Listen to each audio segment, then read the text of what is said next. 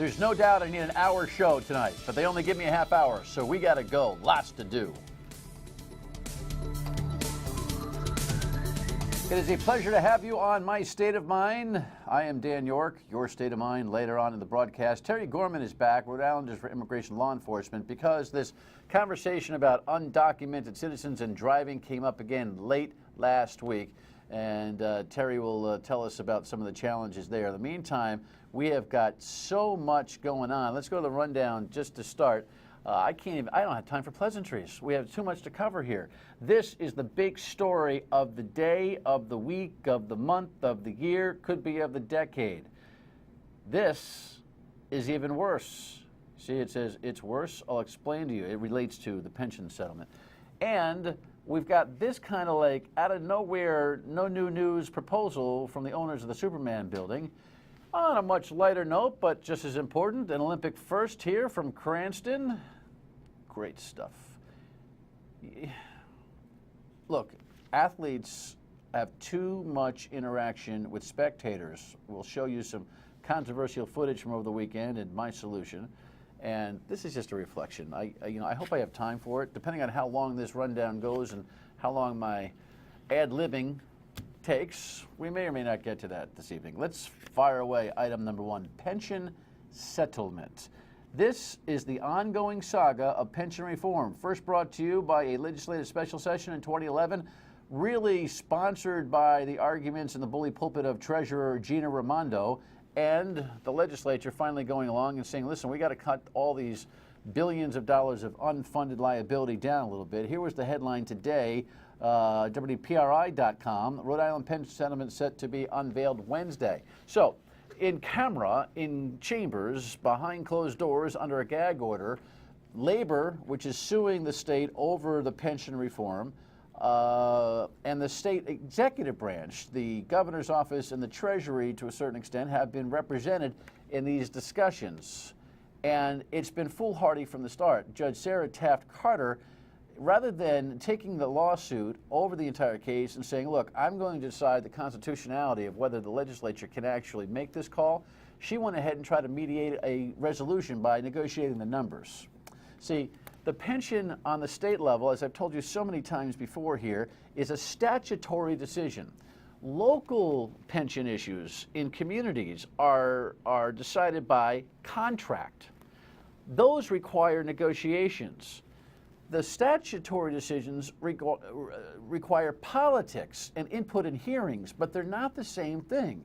And so the judge should have decided this on constitutionality. Instead, she allowed this settlement thing to go on for, I don't know, a year or so, and it's finally come out. So clearly the union gained some ground. We don't know what the numbers are. Legislative leaders met today to find out what was in the package. They haven't even been party to the conversation, as the minority leader, Brian Newberry, who was here last week or 2 weeks ago, kind of alluded to when we talked about this pension thing.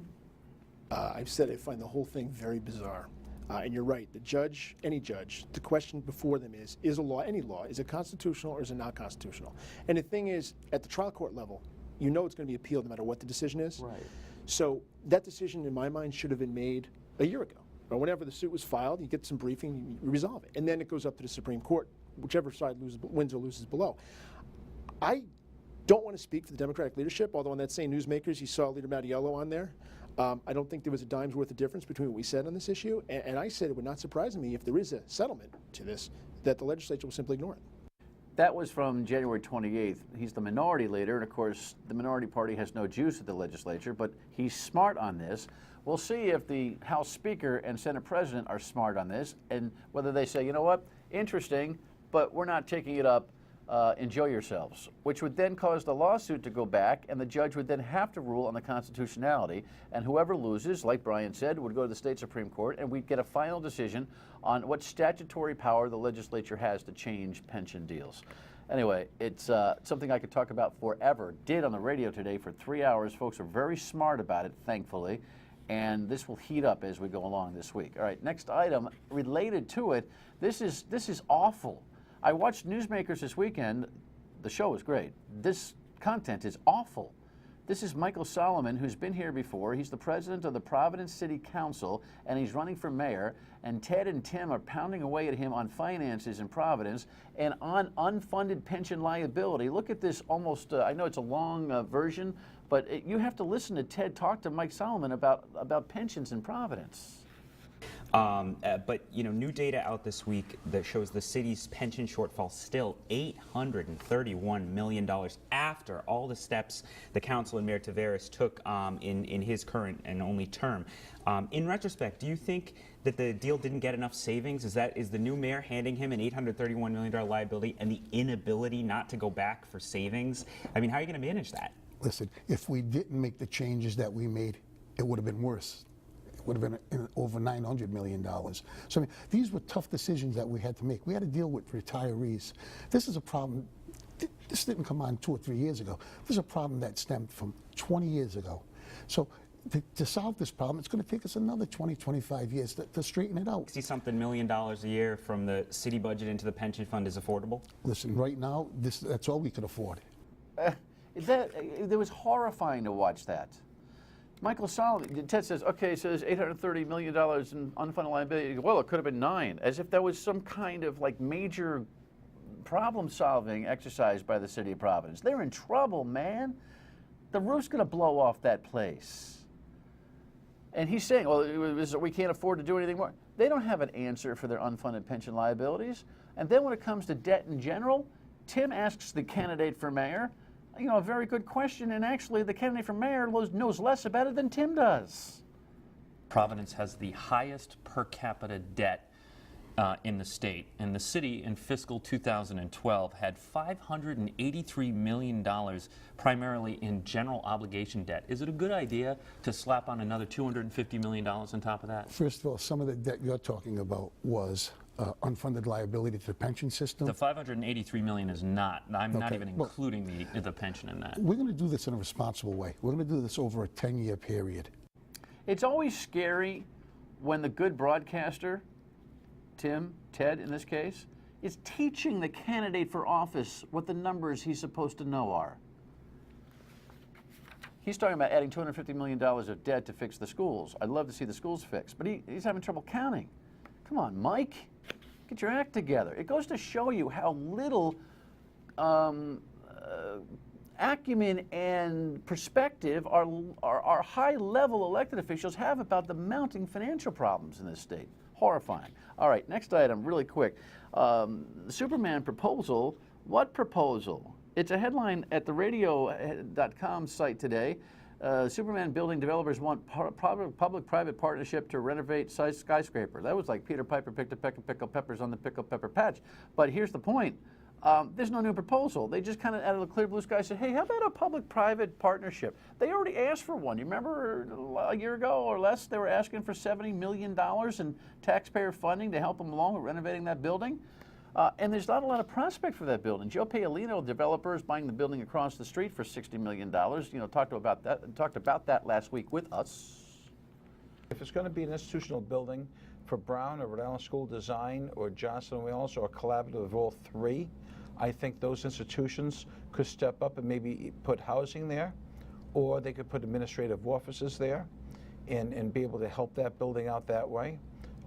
Working with Rhode Island Housing and Mortgage and have them do some financing for an 80-20 program, 80% for market rate apartments, 20% low and moderate income. You won't see anybody like me or any other investor in Providence buy it and buy it on a speculative basis, fix it up and think that if you build it, they will come, because they'll never come.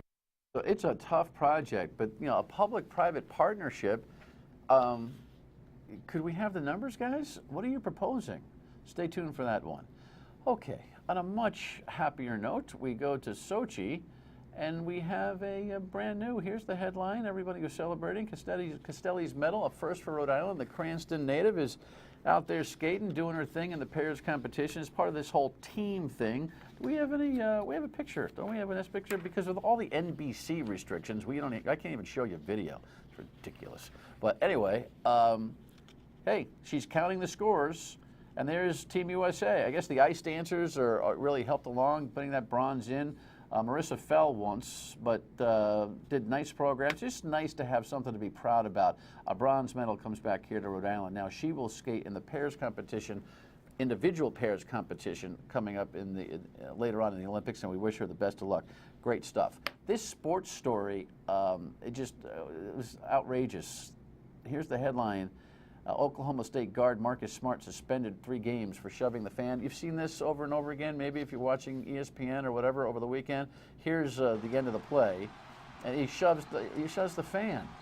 Now, it seems, first of all, the interim report was that the fan might have used a racial epithet, and everyone was starting to get a little comfortable with maybe the reaction. But the point is that no matter what a fan says, you can't turn and shove it. You can't do that. But here's the real dilemma in sports. It's happening in basketball a lot, and the NBA is ridiculous. The fans are too close to the court. Too many special deals, too many season ticket holders around the court, too much mixing of apples and oranges. It's out of control, and it ought to give the bigger picture a little bit of attention. NCAA, NBA, get the people away from the floor. And finally, I was shopping this weekend. This is in upstate New York. My daughter needed some things. She's at college, right? So she needed some things. Can we show this? That's a picture I took from my own iPhone. That is an escalator, not only for people, but for carriages, at a Walmart that was so huge on 2 floors, it took my breath away. You know, mercenary economics have always kind of bothered me. I'm a capitalist, but mercenary economics are not good for economics. And I just wonder, when you're in a store that's that big, I mean miles, and everything under the sun in it, do you ever think, I wonder how many businesses have been put out of business by this huge conglomerate? You just want the deal, man. And Americans just thinking only past their nose or close to it? What's hurting this economy? I was there in protest. I lost the argument. Wife, daughter 2, Dad 1, I lost. But I'll keep fighting. On driver licenses for undocumented citizens. Some people still call them illegal aliens next.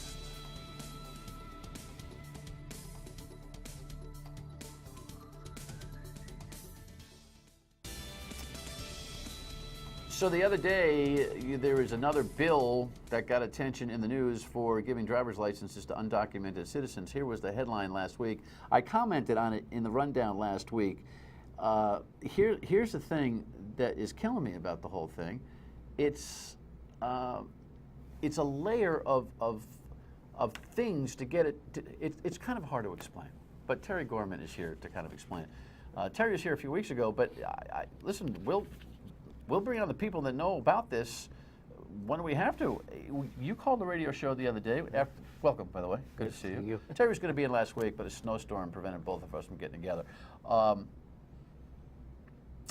So when I looked at the bill, it said, okay, for the illegal alien, undocumented citizen, to get the driver's license, they have to have an individual tax identification number. So I went to the IRS, and I did this on the rundown last week. I looked at and I was wondering out loud how hard it is to get an ITIN number. And depending on who you talk to, what do you think? Well, you had the expert call up, Jose. Well, that's a lead-in. Here was the radio caller. He didn't even know I was going to do that. Here's the radio caller that really kind of shocked me. To be here illegally, it's bad, but to pay tax, we are good. So no matter your status, if you go and fill up a papers to get the IT number, all they want is my taxes. So they don't care if I'm here legally or not. They want my taxes. You said it kind of perfectly. We give ITIN numbers, individual tax identification numbers, to people to pay taxes on jobs that they're not supposed to have. Exactly. Well, exactly. Well, it's our government, Dan. I don't understand. And if you and I were to write laws, we could never do it like this. But the government tells us we have 12 million illegal aliens living in the country. The government knows that. We have 12 million. We think it's a lot higher. Out of those 12 million, the government, again, tells us we have 7 million that have jobs. So this must be how they know. Yeah, with that ITIN number. I'm trying to find out about that right now, but how many people we have in Rhode Island that use the ITIN number. But I think that'll be a shocker to some people, and it'll be a shocker where they're working. So, but I don't want to divulge any of that information yet. Well, But you're midway through your investigation? Is that what's going on here? about 1/4 way through Well, what's the your instinct tell investigation. you? I think there's going to be some companies that are prestigious in Rhode Island that have a number of these people that are working with ITIN numbers. And will that bring shame or Well, it legal should or legal scrutiny to them? No, well, Or, it can't bring. or will people go, yeah, whatever? Well, I think a lot of people go, whatever. That's the problem. But I don't think it'll be any legal scrutiny because it's not illegal. You know, it's illegal to be in the country. It's against the law to be in our country illegally. It's illegal to hire an illegal alien. Correct. But if you do, this is what our government tells us, if you do, we'll give you an ITIN number, an individual tax identification number, in lieu of a social security number, so we can take taxes Which out of makes that. it an unprosecutable illegal act. Mm. So, so you can go ahead and come on back when you got the list of companies, Yeah. but they all kind of go, what do you want us to do? Well, We're allowed to put their tax records in, ipso facto. well, it's my opinion, Dan, that when they do that, they're going to have this illegal workforce working for them, even though they can circumvent the laws with the ITIN number. And I think that they'll end up paying and taking advantage of the people that have those ITIN numbers, paying them a lower wage. And I think when we look at that to pass something to give these people driver's licenses, that's going to be an economic problem for us, because what company wants to move here if they make widgets, and Dan Yorke's Incorporated makes widgets, and Terry Gorman Incorporated is in Massachusetts, and everybody's trying to get me to move here. And I look down at Dan Yorke and say, geez, he's got this whole illegal alien workforce that potentially he can have working for him. Why should I go there? Right, and then there's the politics of it getting back to getting on the road, and we'll talk about that when we come back, because it's another strange conversation.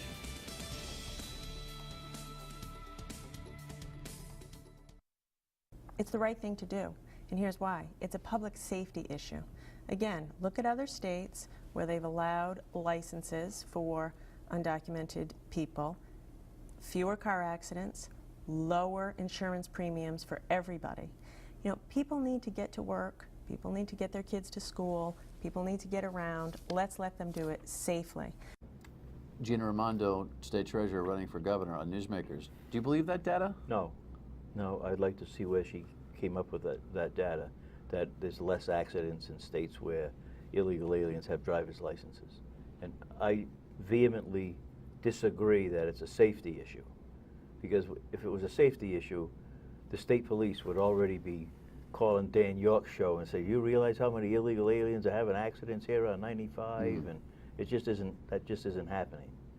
And with the insurance portion of it, which he talks about, them learning to drive, I mean, who is going to administer that, Dan? I'm just looking at the Pew Hispanic Center says that there are 20,000 illegal aliens working in Rhode Island, not residing in Rhode Island. 20,000 working in Rhode Island, between 30 and 40,000 residing in Rhode Island. If half of those people came out of the shadows, which, you know, they're not in any shadows, but if they came out of the shadows, so to speak, to get driver's licenses, that's 10,000 people.